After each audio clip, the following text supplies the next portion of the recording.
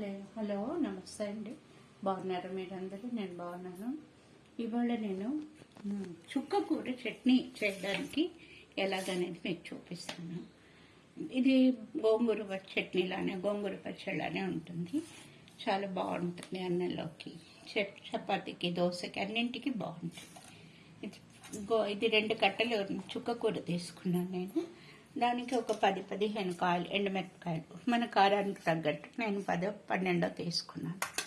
మినపప్పు పోపులు అనమాట. మినపప్పు, మెంతులు, ఆవాలు చాలు. ఇంకేముంది, ఇంగు వేయాలి, ఉప్పు, చింతపండు ఇంత, ఒక నిమ్మకాయ అంత నానబెట్టుకున్నాను. నిమ్మకాయ కంటే తక్కువే, అంత నానబెట్టుకున్నాను. ఇవన్నీ వేయించాలి. నేను చూపిస్తాను మళ్ళీ మీకు.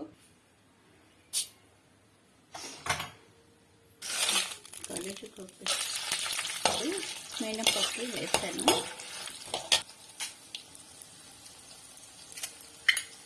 మెంతులు అండి.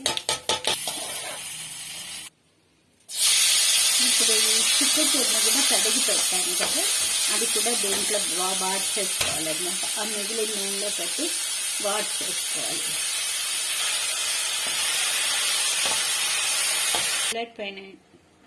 చల్లారిపోయినాయండి ఇవి. మిక్సీ వేసినాను. ఇందులో ఉప్పు వేసాను, దానికి సరిపడా. అదే కొంచెం మెత్తగా అయింది. మిరపకాయలు నలిగాయి. ఈ చింతపండు వేసేసిన. ఇందాక నేను నానబెట్టి పెట్టాను, వేయించాను కదా, అది బాగా మెత్తగా అయిపోయింది. ఇంక దీన్ని మిక్సీలో వేయక్కర్లా.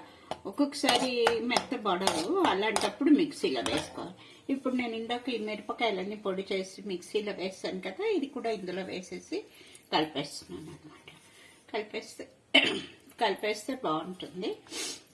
అయితే ఇది ఉండదు, రోటి పచ్చడిలాగా ఒక్కరోజు మహా ఉంటే రేపు వరకు ఉంటుంది అంతే. బయట లోపల పెడితే రేపు కూడా బాగానే ఉంటుంది ఫ్రిడ్జ్లో. లేకపోతే ఇవాళని ఖాళీ చేసేయాలి. రోటి పచ్చడిలాగానే ఉంటుంది. ఇది కూడా టేస్ట్ కూడా అలాగే ఉంటుంది. కానీ గోంగూర చట్నీ లాగా కొంచెం పుల్లగా ఉంటుంది.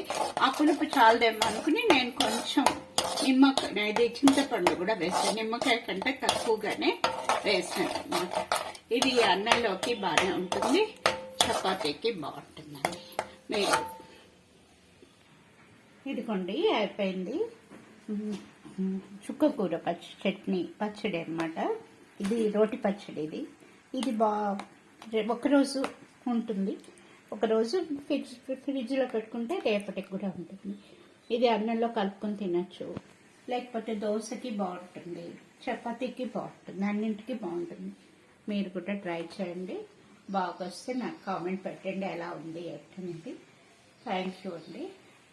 బెల్ బటన్ నొక్కండి. Okay, thank you.